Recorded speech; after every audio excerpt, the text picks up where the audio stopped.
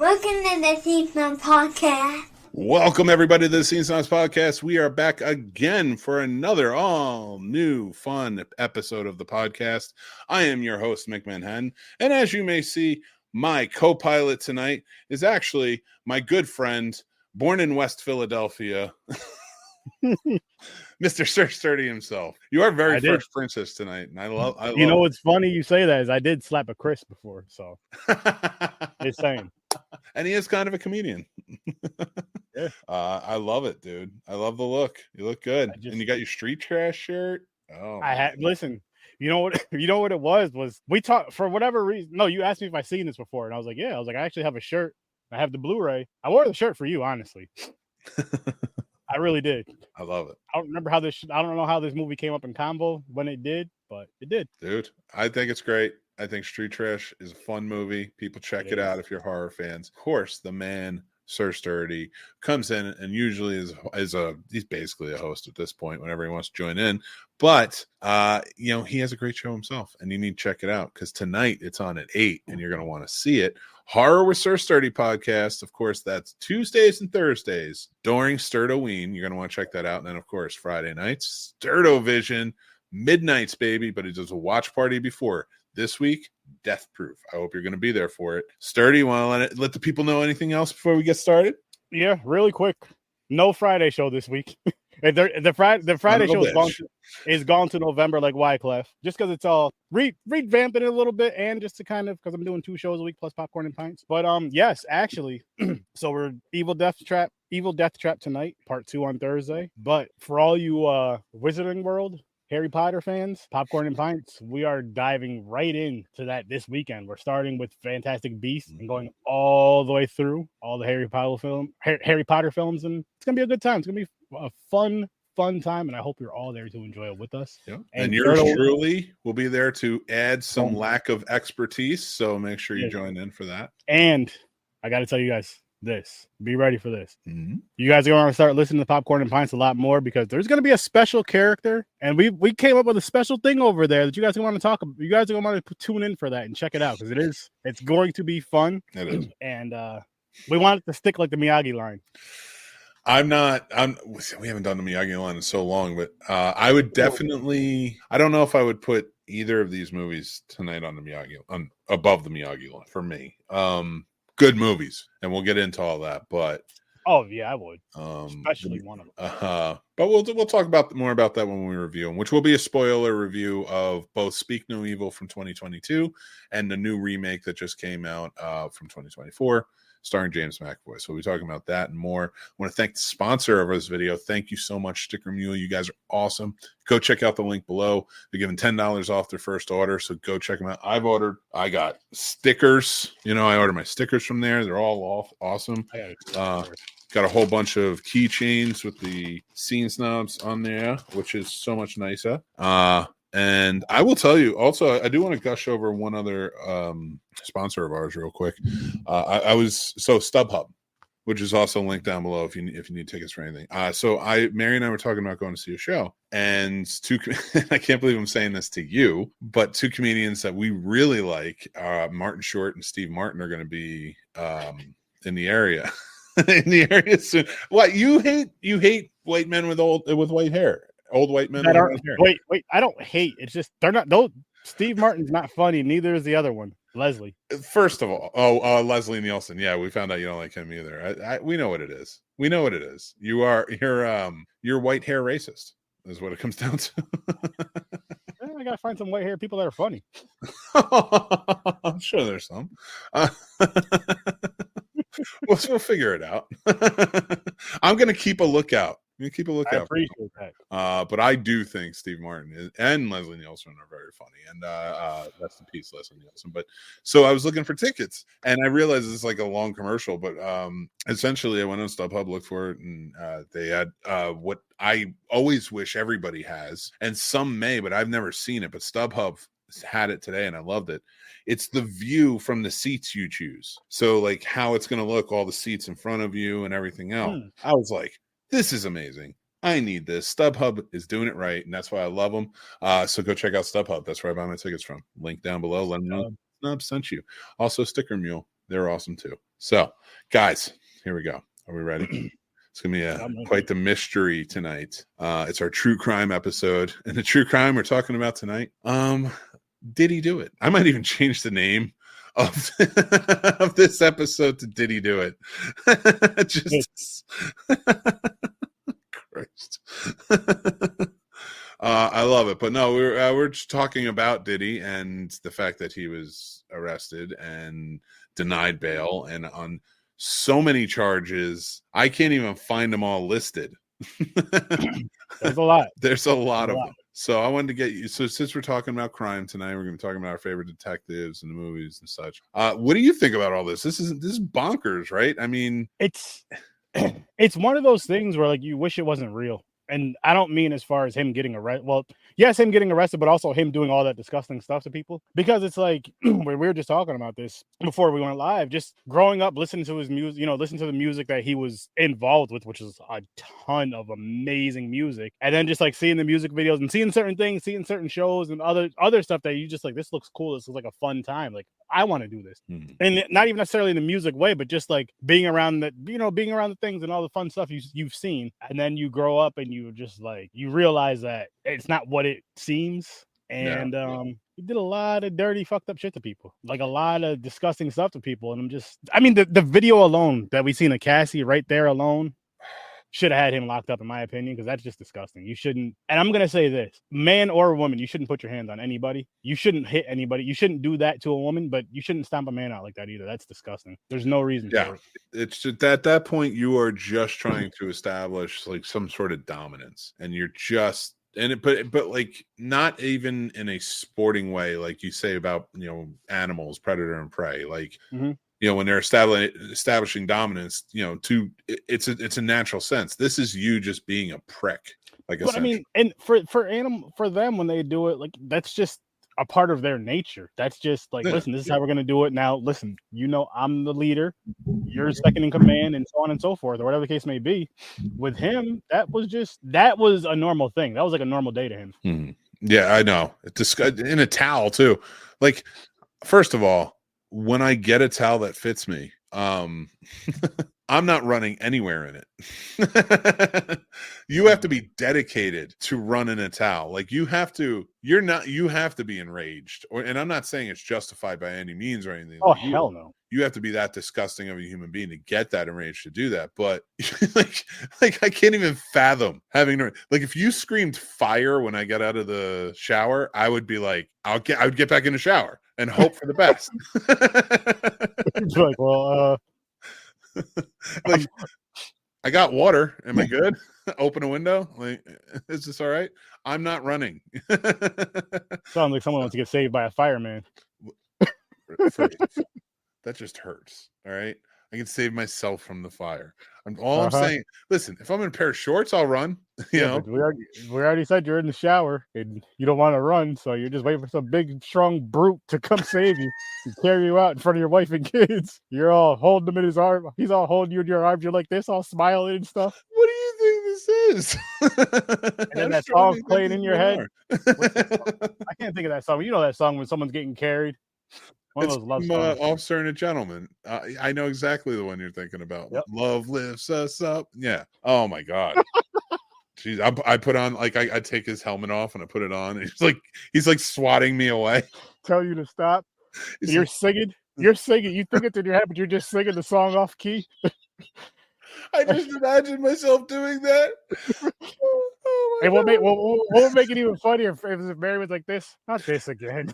Like, I get him outside the house burning, and me, like, my dog running around the yard. God forbid, I hope it never happens. But and then just me in his arms, just going, lifts us up where we. Oh my gosh! And what would make this even crazier, right? You wake up and Mary's like, "Mick, you're talking in your sleep again. What the hell goes through your mind?" That's it. It's all a dream. It's like St. Elsewhere. It's just some autistic kid's dream in the snow globe. Don't even get on me about that, internet. That is truly the way that show ended. That's not lying. That is. I'm just being accurate. You can't hold that against me. I want to find you a snow globe with a fireman in it now. Dude, it's been so wild. Like Diddy is in jail. Not saying like that, not deservedly, of course, but like there was a second assassination attempt on the former president. It's insanity to me. Like, first of all, people, stop trying to kill other people. It's crazy. It's insane. It's insane. I don't care what you think. That's not how this works. Stop going back to that weird paradox of like, if we travel back in time and kill Hitler when he was a kid, would we save everyone? It's like, what? Stop. All right. We can't do that. So stop trying to do it now because you don't know what you're doing. And it's terrible. Like I don't want to live in a world like that. Like we're America. We should not be having this type of violent politics in our country. This is what you see from dictatorships. You know, She's right. Craziness. So there's a lot of crimes. That's what we're talking about. There's a truck. Yeah, there really is. And it's just we'll see what happens. I wonder if it's going to be televised once the whole trial goes down. Or is that something that they'll kind of... There's no... Unless the judge has integrity, and I'm talking like true to form integrity, and locks out the media, there's no way you're keeping the media out of there. This is going to be like as big as the OJ trial. And I'll even put it up there. The Menendez brothers was a huge trial, if you remember that. You might have been a little too young for that. I don't know if you remember that. I don't, but my father told me about that. Actually, he told me about it when we I was young. I don't remember how old I was, but watching an episode of The Fresh Prince, because they made a reference to it, and then he explained to me what it was. And from then on, I laughed at that part harder because I understood the reference. Yeah. The situation is not funny, people. I wasn't laughing at the situation, but just, Oh, I got it. No, I definitely understood what you're saying. But like, yeah, it's like when you get you're in on the joke now. You understand like what they're referencing. I definitely get it. And yeah, it's proper reaction in my opinion. But unless you're a dick, But I will say, like, a lot of that, like, just it's fucked up. It's crazy. It really is. Like, this is like there's so much happening. And like, even like, okay, so like even around here, it's been really affecting us because like there's been just in the last, like, since the Georgia school shooting that happened, and heartfelt thoughts and prayers, of course, go out to their families and such. And there's been scares just in my county, and I can't even imagine. It's got to be everywhere, and I'm not dismissing it anywhere else, but like, in my county, like 4 days last week, there were threats. One of them was like substantial, like they went and arrested the kid. Wow. And then like today there was a lockdown because of a possible. Now it was discredited, the threat, but it's like, God damn, when you got two kids in school, man, this is in two different schools too. You're like, no bueno. Like what is happening here? None whatsoever. Whatsoever. It really is. It's bonkers to me that we've gotten to a place where, like, I don't know if school's the best option anymore. It almost seems like it's not, man. And it's sad to say because it's not everybody can homeschool. Not everybody can afford to. Not everybody can. I mean, people. Most of America has to work. Most of the world has to work to make a living. Not everybody has the money to where, say, just one person can work and somebody can stay home and homeschool. I don't even know how that shit works, but you know what I'm saying? Like that's expensive. That's a lot. Oh hell yeah, and it is, and like nobody can really pull something like that off, easily unless like you would. Yeah, you're pulling some stuff in, so it's not an easy thing to decide. But like, how do you like? It's so bonkers. And I'm not saying any one thing or the other. And I'm not trying to make this a political statement about like, okay, we need to do this, or it's about this, or it's about this. I'm just talking about like, can we all agree as human beings that we want to, can all good people agree? Because you can't count on bad people. You can't count on the people who hurt children for any reason, So like, can we agree as good people? Like, we don't want to hurt children. We want to make sure that they're taken care of. Right. So make sure they're safe. What are we doing? Like, let's do that. You know what's crazy about this too, man? And like, it's sad and it sucks to say this, right? We have to put more protection. I mean, if you're going to keep sending kids to school, you have to put more protection on the schools. I mean, you put all these protection on these dumbass government buildings and these politicians that don't deserve it, in my opinion, over our children. Why? Why don't these? I mean, and again, it sucks. It shouldn't have to be like this, but now it's time to the point. Put metal detectors in every school. I think it's starting to too. If it's going to make it safer, do it. Yeah, and that's what's so funny to me is because why not? Because there have been so many schools. Now, I did not go to a school that had metal detectors. Now, I mean, I know they're in. I was in Catholic school for all those years. Yeah, I was gonna say not all, but I know they're in a lot of like inner city schools. They have no problem throwing them in the urban schools, so throw them in the ones where the shots are really firing, and that's in the suburb schools. Yeah. Let's stop trying to sweep shit under the rug and trying to make it look like a rich versus poor thing when it comes to stuff, especially our children, because that's what it kind of makes it look. You know what I mean? In a sense, I'm not even putting it on a race thing, because people in those neighborhoods that go to those schools in the metal detectors, that's all different races. They just happen to live in that neighborhood. Yeah, and if they have them, they should have. Like, why not? Why not do anything you can to protect these kids? That's the most important thing you can do. It shouldn't be like that. It shouldn't be to where they have to have this guards or whatever the case may be. Like, you should be able to go anywhere you want. You should be able to go to school, get an education, and feel safe and be safe. And same thing with going to work and all this, that, and the third. But obviously, the most dangerous thing, it seems, maybe not the most dangerous, I don't want to say it like that, but this stuff with the school shootings, this should have been nipped in the bud years ago. After the very first one, there should have never been a second one. But they happen in America all the time. There's some we probably don't even hear about, because I don't hear about every single one of them. Yeah. Or at least where someone brings a gun to school. That should not be happening. Yes, I know it starts at home, but it's also like something should be preventive at the school as well. So that way, if someone does have I understand schools have lockdown and all this other stuff now, but you need something to prevent the things from getting in the school.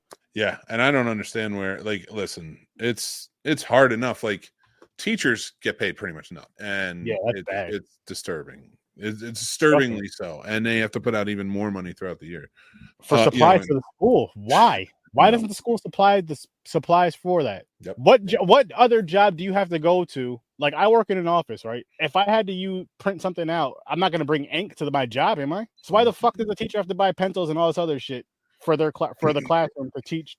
That's stupid. The school should be supplying that. All state buildings, federal buildings, everything. They get all their supplies. All their supplies. Why aren't schools doing the same? If they're funded that way, why aren't schools doing the same? Yeah, if they're funded that way, and if they're not, these big businesses, hey, what?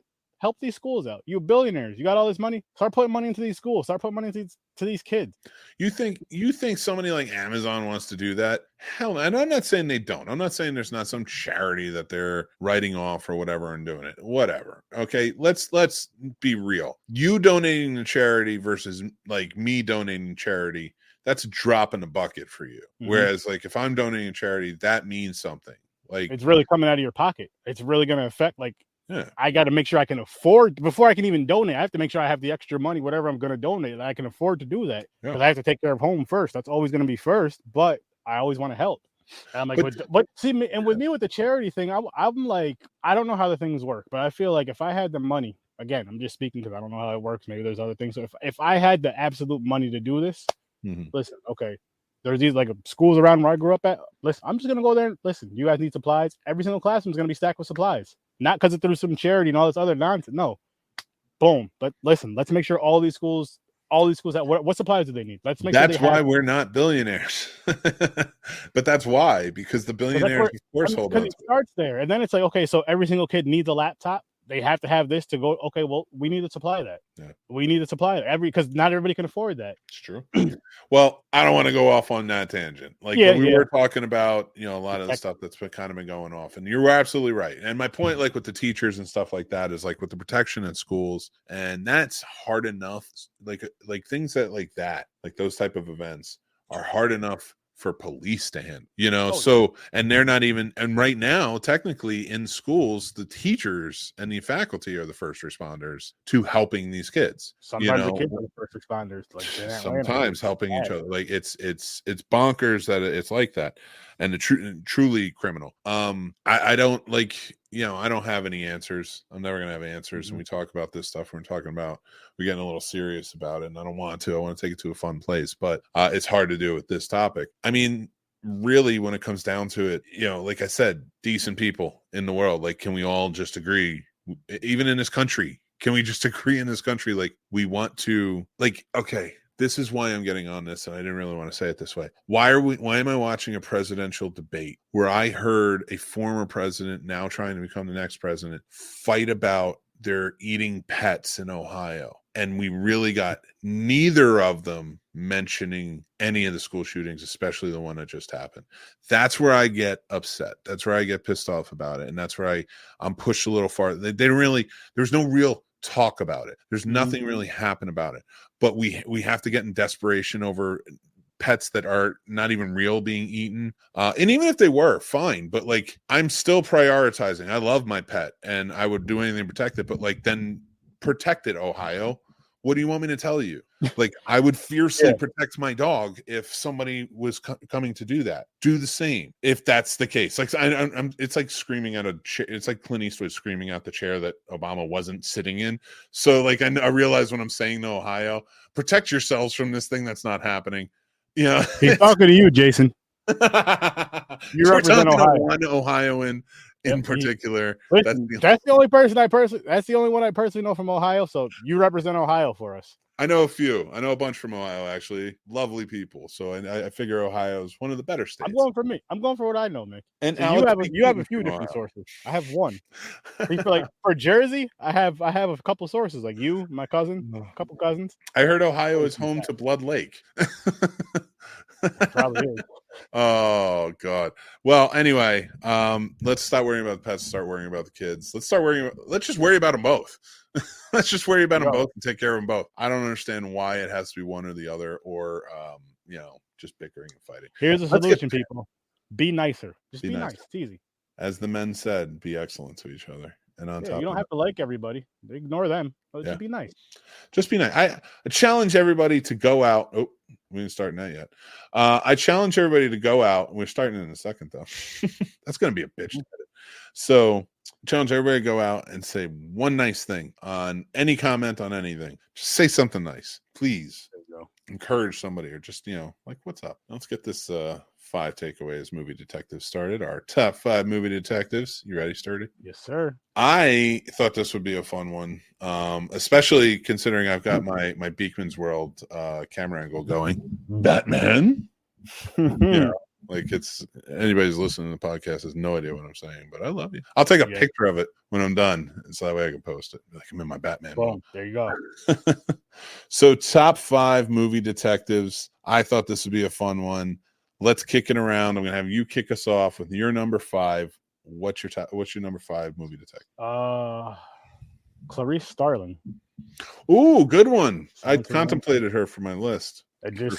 I haven't seen the movie in years, so I'm not gonna pretend like I did. I already told you what I had to look up a list of detectives because I'm the horror guy, as you know. As Mick said, that's my thing. I'm horror, and so I'm like, what movies have I seen? And it just didn't snap at me like this. I had to look it up, and I found a few. But her, it's my first one. Very nice. I like it. All right. My number 5 is Brendan from the movie Brick. It was a Rian Johnson film that came out in 2005. And actually, it stars Joseph Gordon-Levitt. It's a film noir set in a high school. So they speak like it's a 40s film noir. It's very stylized, but at the same time, you're watching a high school film unfold where a kid is trying to solve the murder of his ex-girlfriend. And that kid is played by Joseph Gordon-Levitt. His name is Brendan, and that is my detective for my number 5. Nice. What is your number 4, sir? John McClane, Die Hard. Ooh, solid choice, sir. So what's funny about Die Hard, people, yes, 30 did see that one time. It was because of my other show. Because the other show, we reviewed it for a Christmas episode, and what a ride that was. And it's like, there's certain movies that I am kind of happy that I'm just within the past few years and in the near future watching for the first time. Those gems that people love from back in the day, because especially reviewing them like on the pod and all that, because the conversation is just so freaking fun. Yeah. It's that much more fun because you get to see my excitement, and I love it when someone else watches a certain movie that I love and they're watching it for the first time, or that I just really enjoy or whatever, and they're watching it for the first time and then we're talking about it. Oh, it's so fun. I get jealous of that at times. I will tell you, that's a great choice. I love that. I didn't even think about it. I think my number 4 on the list, just to kind of compare, is Eddie Valiant from Who Framed Roger Rabbit. I almost put him. Oh, yeah? I almost put him. I think it was a good fit. I like the movie. I like him in it. It's actually funny because I think I've told this story on the show before. I might have, and I don't know if I told you. So if I did, forgive me, but I'm telling it again for anybody who may find out now. The script for Who Framed Roger Rabbit was originally the 3rd script in a long line, in the line of, it was a trilogy. It was called I think it was like the Public Works trilogy or something like that. In the Chinatown, The Two Jakes, and then it would have been the script for Who Framed Roger, which ultimately became Who Framed Roger Rabbit, which dealt with very similar theme in the transit system, the trolley Mhm. versus, what they're trying to do with the buses and kind of take over a town and take over a section of town and stuff like that in LA. Yeah. So they took the script once the two Jakes didn't do well, which is a good movie if anybody has checked it out. It's a sequel to Chinatown, very good, directed by Jack Nicholson too. So that it was a pretty good movie, but like if they had done this, like I'm glad they went this way with it, and I think it worked well in Who Framed Roger Rabbit. And I love Eddie Valiant, a character by Bob Haskins, but essentially he's sort of in a weird way supposed to be JJ Gittes from Chinatown and the two Jakes. So that's kind of sort of a cool connection, even though I didn't put JJ Gittes on my list. I'm so long-winded. I need to stop being. That was good though. That was good. Thank you. I do want, before I tell you my next one, I do want to about that movie. Eddie Murphy that was supposed to originally do that role, or he was offered that role first, right? I wouldn't like if you told me, like if somebody said that or something, like Eddie Murphy was originally offered the role as like trivia, I would believe it. That was a pretty big vehicle. I feel like, and I'm not even making this up, I swear I watched something recently with him saying that, and like after the fact he was like, I should have did that role, and I'm just like picturing him in that role because he was like me with a cartoon rat and just the anime. It didn't make sense to him at the time. I think Eddie Murphy would work well in a Looney Tunes movie. Oh yes, I think he could pull it off really well if you just let Eddie Murphy be Eddie Murphy. You have to let him be Eddie Murphy. Yeah. So yeah, it'd be interesting for sure. Yeah. But speaking of Eddie Murphy, Axel Foley. That's a great one. He missed on my list, but that's your number 3, right? Yeah. My number 3 is Virgil Tibbs from In the Heat of the Night. So it's played by Sidney Poitier. If you haven't had a chance to check out either one of these movies, Beverly Hills Cop or In the Heat of the Night, you absolutely should. It's fantastic. What's your number 2? RoboCop. That's a good one. It's a good one. But again, he was on that list, and I even questioned. I was like, "Is he considered a detective?" I was like, "Because I haven't seen the movie in a few years, so I didn't really remember." And you said it qualifies. I'm like, "Okay, I had to put him on here." It's solid. It's a solid pull. All right, my number 2 on the list. That's where we're at too, right? So Shaft. I knew you were John Shaft. We talked about it earlier. I freaking love Shaft. We were talking about Shaft being your dad. I started the conversation. You were just like, "That would be so fucking cool." That would be cool. That'd be, and it would. I'd kind of understand my proclivity for leather jackets more. So I love it. I'm all about it. I love Shaft. So that's my number 2. Hardcore number 2. I love it. Speeding Through. What's your number 1? Mike Lowry, Bad Boys.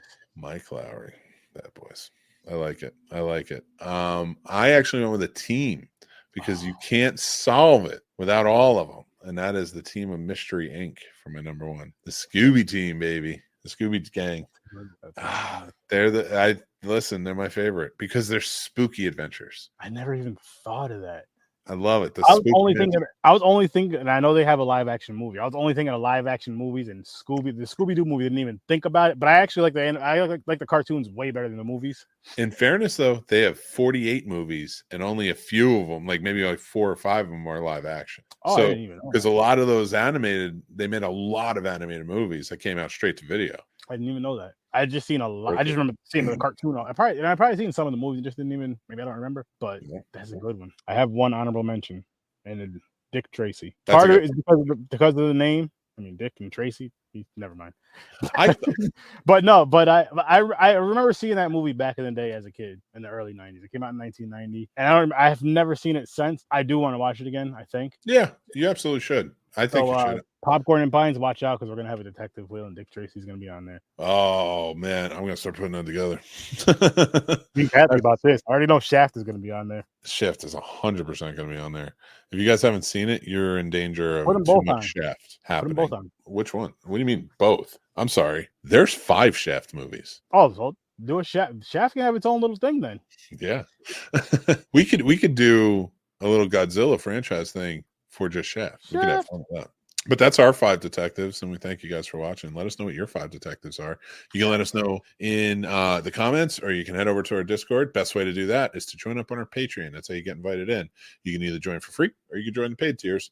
either one will get you into our Discord, get you a part of a lot of perks. Like we have our newsletter, our videos are all in there. We do giveaways. Right now we're doing giveaways. I'm actually pretty excited to announce that. I did not put it up, but I didn't put it up the things, but just so you guys know, and for everybody listening, we are giving away the Beetlejuice popcorn bucket and the Beetlejuice souvenir cup to 2 of our lucky patrons. They're going to each win one of those items.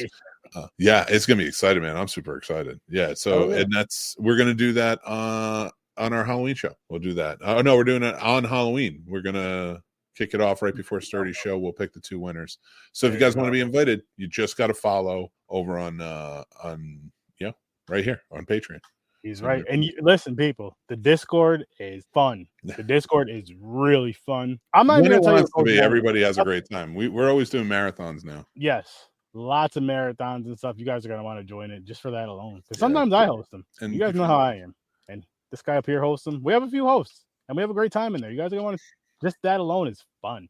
I was in there Saturday morning. I went in there and I just watched music videos and or I watched I did music videos and I think like cartoons or something or like commercials or something. It was just a lot of fun. And then like before that, like I was sitting in there, I just watched Evil all day. I was watching the TV show Evil, so I just had like a marathon of that. And then I did some movies and I did Friday the 13th too on Friday the 13th. Ooh, yes. So having a good time. So you come into Discord, you come hang out, but you got to be a part of the Patreon. It's the best way to get joined up.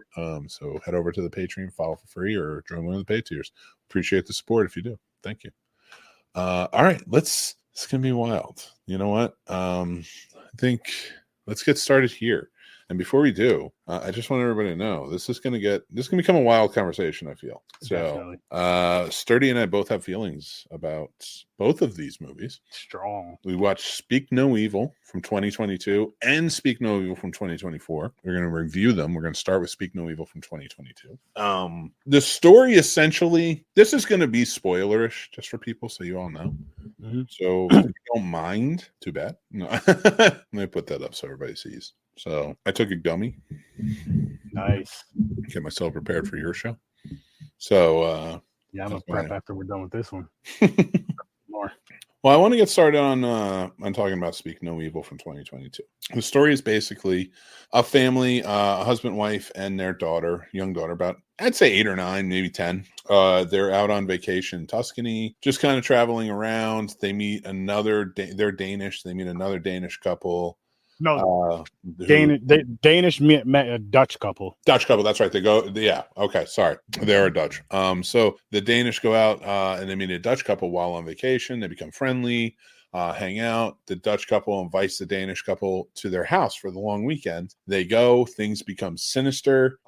Start becoming very unsettling. It becomes a story of like almost control in a way, and how far people are willing to go to keep being polite and to keep being, like extreme politeness or extreme, like almost like kindness, like almost afraid to offend anybody. That's sort of the through line to this movie, both movies really. Yeah. And they both, just so you know, are very wildly different endings. One is they are. The Danish version, and the 2024 version is the American version, starring James McAvoy in the sinister role. So to kind of kick it off with this one came out in 2022, as we were talking about. It was directed by what was his name? Let me pull it up again so that way I have it. I had it and then I lost it. So Christian Taftrup is what I'm going to say. And then the main stars of it are Morten Buren, Citacel CM Koch. They play Born and Louise, who are the couple who have the young daughter, who meet like Patrick and Karen, who are the characters who are sinister in this one. Mm-hmm. It's a wild ride. So to kind of kick it off, this is a horror. They're horror movies. Yes, they are. Horror and horrific in the sense of what goes on. But they're really good movies. Straightforward. It's humanistic, like the threat is humanistic. It's not like this big, like, okay, supernatural elements to it or any monstrous elements. Well, there are monstrous elements. Jesus. Well, yes. Let's just dive into this one. Because monsters in the sense of people, not monster in the sense of a monster that you're thinking of, like the monster under your bed. So yeah, monster in your bed, monster in the closet. Nah, This is a real life monster, human beings. Jesus, this is my second watch of this movie. It pissed me off just as much the first. This is Sturdy's first watch. I'm gonna give our ratings now. I gave it a 2.5. You gave it a 4.5. And you know what's funny, Mick? What? I'm ready. That's a 5 for me. This movie's a 5 for me. So and the reason why, oh, sorry. Go ahead. So before we get deep in conversation, Mm-hmm. should we go down to the American version, share a rating, and talk about that a little bit? Share a rating about that, and then kind of come back and then talk about both? Yeah, let's do that. All right. So for anybody who's watching this as a clip, you're going to want to come back and check this out. But this is our rating of Speak No Evil from 2022. And now let's give our, and this is going to, again, spoilers. We're going to be talking about Speak No Evil from 2024, again, starring James McAvoy, Scoot McNairy, Mackenzie, can't think of her name at the moment. She's been in a ton of stuff. I like her a lot. She's a very good actor. And I didn't know who the woman who played McAvoy's wife in it was. But it's essentially the same movie. It's essentially the same movie up to a point. I would say up to a point, and we didn't get there yet. But it's a huge change, or even twist, you could say, right? Would you call it a twist? It's 100. It's a twist that you feel like I feel like when you, so to kind of give you a point, and this is a spoiler, when the turning point for both movies where they both go in wildly different directions is the young boy that the demented family has kidnapped. And you find out like this has all been a ploy for this couple. What they do is they go out, they take children, cut their tongues out, and then just like take those children, like kind of beat them into submission. Very abusive, very disgusting. And this is both across the board, both movies. And then what they do is then so once these kids are like beaten down to just do as they're told, they go out and they go on holiday with these kids and then meet other couples that they realize they test these couples with like different things they do to see if they're submissive people. And then as they feel like they've locked into them, that's when they're like, okay, we're friends, we're gonna, they charm them. Then they invite them out to their house, and that's when they set that couple up to get killed, steal all their stuff, and then take their child and kill the previous child. It's demented, messed up. But again, that's the story. They both take wildly different paths in the way they end. Honestly, a difference with that too is though with the two is with the American version, they'll kill off the family and kill off the kids or whatever, and just take the new kid. With the other one, remember they were selling the kid to a whole different family. Yeah. Well, this one they were. Tongue. Well, no. Well, yeah. This one they were. Well, no. Not the girl. Well, they had the girl in the end. No, they gave her to a different family. Oh, remember the guy that came and grabbed her? The other guy who's doing came and grabbed her out of the car, and he left and took off with her, and she was driving off with another family.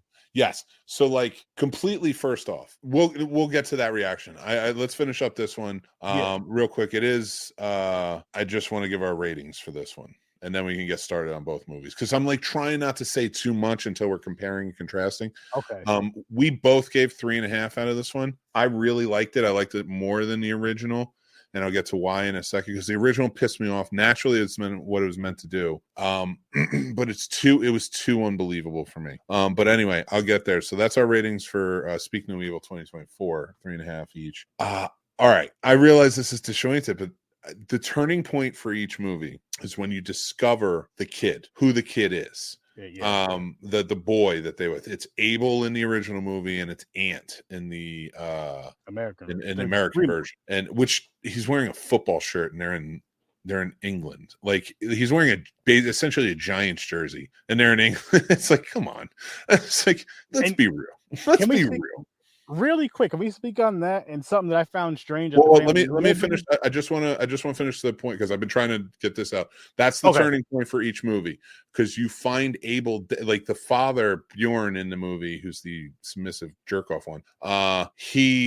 Well, they both are actually. He finds Abel dead in a pond where they killed his parents. Yep. And then and where I thought they did a better job in the American version, as they're trying to pull out, because like this whole big abusive scene just happened, and they're like disgusted by this family. They're in their car pulling out, and they realize they're getting away from trouble. And he looks, and the father looks back, and he sees him throw the kid into this pond knowing he can't swim. So he stops it. He's like, he stops the car and then goes back, and he tells them to go. He's like, you go, I'm going back to get him. And they goes back and get him. That's when the tables are sort of turned on the family. Okay. I'm sorry. I know I cut you off. I just wanted to put that point out there. No, you're good. You're good. My only thing was, I was just gonna say with Ant real quick with his jersey, he was wearing that every day. And the one family that they didn't say it, like everybody else had different clothes but him. Nobody said a thing about it. But not just that, he wore that every day, but he was wearing it in the picture. If I'm correct, he remember when he was showing the pictures of him with his family. I thought he was wearing that same shirt. He may have been. It's so weird. So like, let's pick these apart a bit. I really want to get into them. So we get these two movies that are wildly different. So the way it ends, I'll just go over so that way we can just go point by point. The way the original 2022 version ends, Bjorn finds Abel's dead body while he goes back to the house to try and get her stuffed animal, his daughter's stuffed animal. She's like super compulsive about it. They're very babying to her and such. So her anxiety goes up if she doesn't have it. It's like a very safety blanket sort of thing for her. I know. At some point, you just got to be like, they're murdering people. We have to go. You have to be a parent. Yeah. You just got to deal. And like, I'm watching this, and like, so he realizes, he sees the kid dead. He goes through hell trying to get back to his family, who's stranded on the side of the road, gets picked up by the family. Or no, meets with the father, Patrick, and they're on that beach. Mm-hmm. And he's like, I got your family. Like, basically, I got your family in the car. Get in the car. You do everything I say. He's like crying, like this Bjorn character. He's like losing his shit. He gets in the car. They're just driving with him for a while, like telling the kid, like the little girl feels like very uneasy. The mother's, and like the guy's like, shut up. He's like being real, like mean aggressive to her and such. Real aggressive, like to the point where like, I just want to keep hitting this guy. And he's in the I'm going to get fuming during this. Bjorn is in the passenger. Her father is in the passenger seat listening to this man. First of all, you have your family in this situation. Yep. And you're listening to this man like berate your kid, berate your wife, tell him to shut up, and you're doing nothing. Gonna piss you off all over for that one. But then you get they get to a certain spot, and like Sturdy had said, there's this other family. They grab the daughter out of the car. And before that though, remember when they cut the daughter's tongue out right in front of the parents. Right in front of the parents. Right in front of the parents. Basically what happened, the dad tried but didn't try hard. He didn't even try hard. He just did a little bullshit. Then he got punched up a couple times and just stopped. And his wife got I'm sorry. There's no punching you can do to me that's going to make me okay with what's going on. First of all, I'm not getting in that car. I'm strangling you. Because if I'm strangling you to death, your wife's getting out of that car. When she gets out of that car and you're dead, I'm going to murder her next, and then my family's gone. I will do anything I can. Like, I don't care. I'm sorry. Like, that's how mad this movie made me. There's no job though, man. And that right there is what I enjoyed about it, is because it gave me that emotion. It gave me that, like, it gave you that sense of like, how the hell are you a parent? How are you a husband? How are you a wife? All that, and let all this go down. Because yes, you could put it on the husband, but it's like the wife is the number 2 in position. If she sees he's not stepping up, you need to step the fuck, at the very least, for your fucking child. She started to later in the movie, but there was a lot of things. Did she? Like, she talked back because she was like kind of oblivious to what was going on. But she was at least saying something. Dude, first of all, if my kid is in bed with you're naked, like he was naked in that bed with that with the daughter. Yes. Like, I'm gone. And yeah, I don't feel bad about it. First of all, I'm gone after I've whooped your ass all up and down your own home. Well, you remember though, Bjorn didn't go in. He was sleeping. The mother went in there and found the daughter was in the room. I don't think she told him. I thought she did tell him, because they did say something in the American version. So I did just rewatch the 2022 version. I thought she did at least say, and he's just such a pussy in the movie. And I don't care. Like, say whatever you want. I don't mind sensitive, but this is beyond sensitive. Should be mad. If you are like this in life and this actually exists, I feel so bad for you. I feel horrible for you, because you need to figure it out. If you let this happen, and you let this happen to people you care about because you're just weak, because this isn't politeness. This isn't kindness. No. This is weakness. And there's a difference. There's one thing where you fight, and you may lose your life, and you tried. But to just sit there, there's no other response. That's the thing. Like, there's fight, or flight. Yes, there's other natural instinctual reactions we have physically, but there is never because at the end they force the couple to undress after their daughter's tongue was cut out and taken right in front of them, taken away, gone. Yeah, they don't know where they're going. And we had this conversation behind the scenes because we were talking about this movie for the past few days. Again, if it would never get that far, but if it gets that far, why would I even listen to you? You just took everything from me. So now I'm going to try my best to take everything from you. And if I can, it's not, but like, and even if like you're saying this isn't us, so we wouldn't understand this type of reaction, it's still not a real reaction. You wouldn't let them take you after they just took your daughter. Your daughter's gone. Again, your daughter's gone. They cut her tongue out and took her from you, and she's gone. So your only option is to fucking kill them and to go find your daughter at any means necessary. Even though you let her get, I'm not even going to get into that, but like now you're in a quarry. They drove you to a quarry. They don't have guns. There's no guns on them. They have nothing. They have nothing. There's no weapons or guns. This guy has just established his dominance, and so did the wife on these two, that they are just like afraid and weak and like, okay, it's okay to be afraid. It's okay to be weak. I'm not even saying that. But this is a weakness that your body will not react to. They make them strip down and then walk into the quarry as they stone them to death. And and they both just lay down. It's not like they're running. It's not like they're scrambling to not get hit. They are taking the hits and then lay down and let them stone them to death as the daughter is being taken somewhere else. Like, they gave up. That's not like it. But then I can't even say it's fine, but giving up in a sense is I'm giving up. I know I'm going to lose my life, so I'm going to try. That's giving up, or giving up to a sense that's like I can't physically move. I can't do anything. Like I'm so hurt, so beaten, so torn, and then just succumbing to your like understandably because you have already done something. This wasn't. This was comply. And I don't understand how anybody has that reaction after the shit that they put them through. Yeah. I was gonna say it was like that since day one, though. And then another weird thing, like there's nothing strange about, say, you go on vacation, maybe you meet another couple, and you're not friends, but you're just like, hey, let's, you have fun, whatever. Let's go grab something to eat. You know what I mean? Something like that, like little couple casual things. But there's no way in hell that I'm gonna meet you on vacation. Yeah, it's gonna take a while. And take, even if you hang out 3 times that week or however many days you hang out that week, I don't care if you hang out the whole fucking week. I'm not coming to your house. No. And that's why I think I like the American version so much more, because we just railed on the other one. So for 2024, because we're kind of rounding out the show, the 2024 version ends very American. They go back. Like I said, they do comply a lot. They keep going back. There's sort of challenges. That's what I like about the wife character, the American. I can't think of her name at the moment, but like. But you know what too though was the parents did step up at a turning point, but the kid, the boy too, was also like the boy too. Yes, the boy was. That was a very American reaction. Like, I'm not going to let this happen. The boy is the hero of this film.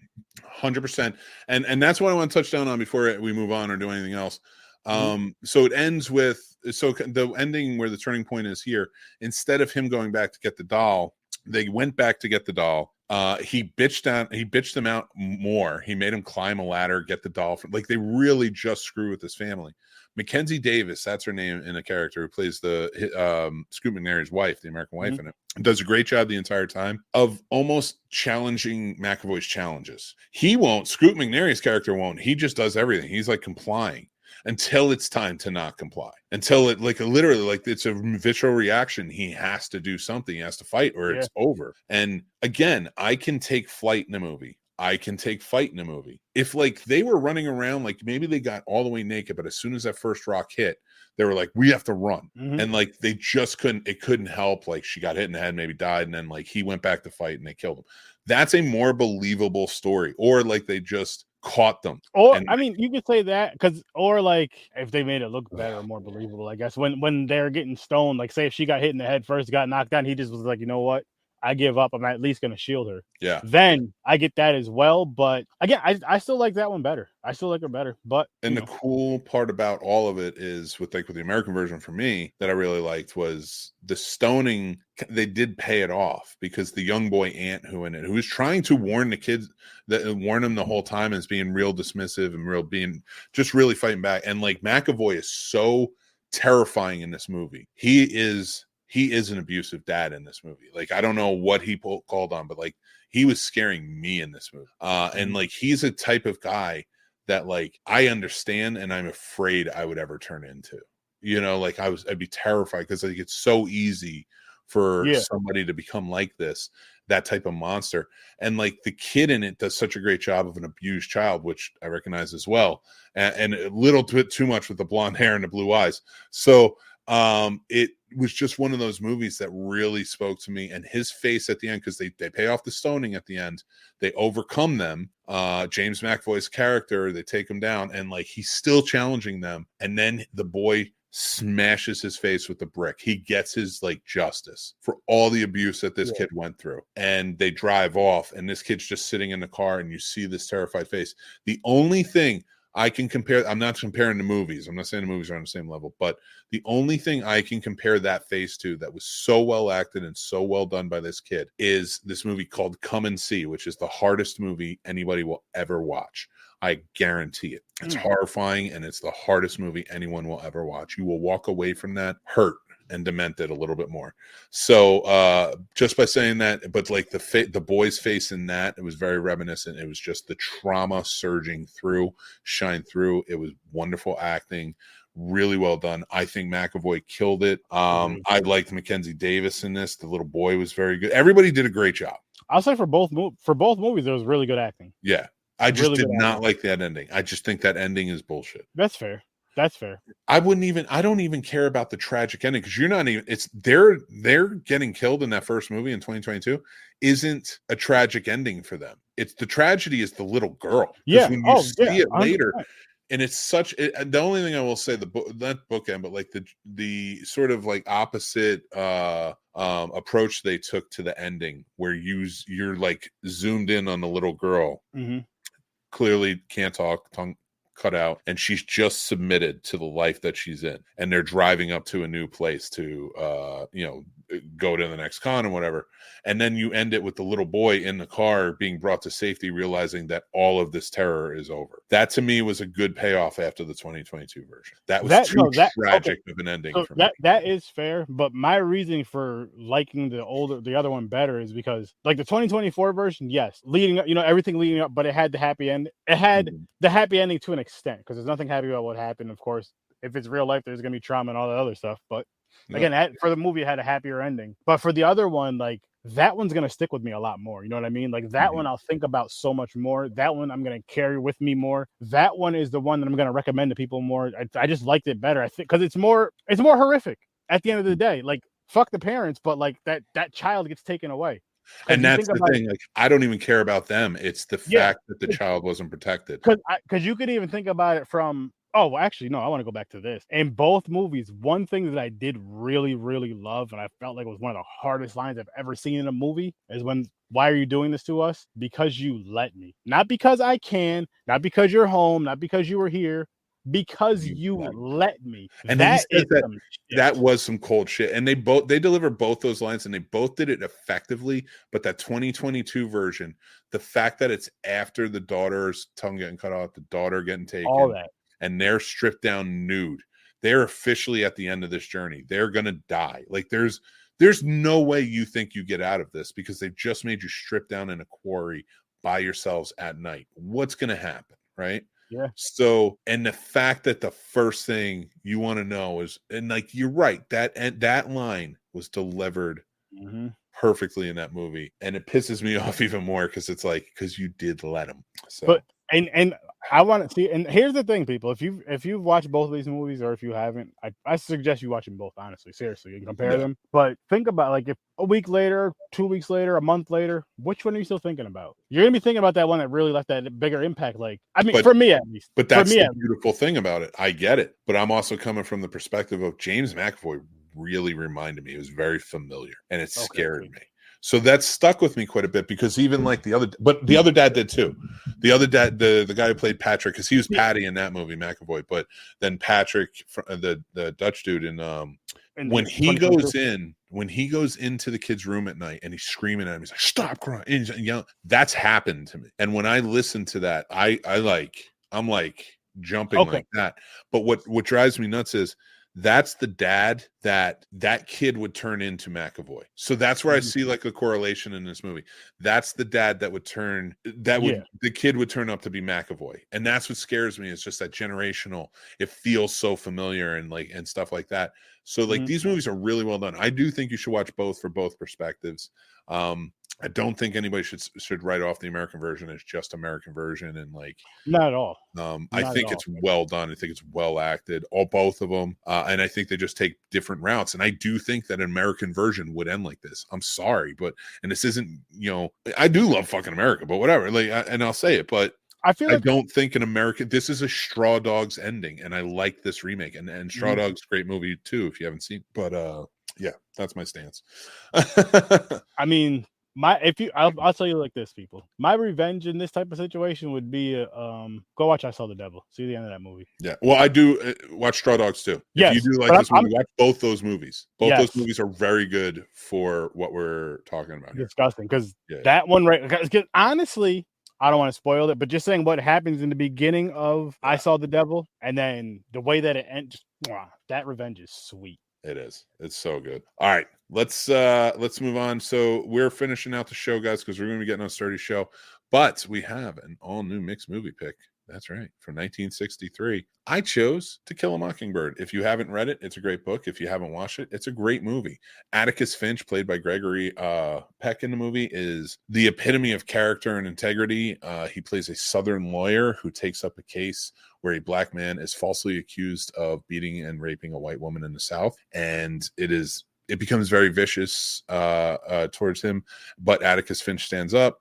And it's kind of like a time to kill in that instance where, like, to associate a little bit with a newer movie people may have seen, where he takes up the case. And there's also a lot of story about Atticus and his life and like his kids. And it's a movie about tolerance. It's a movie about showing compassion and care and love for your fellow man rather than attacking or being vicious or cruel or disgusting.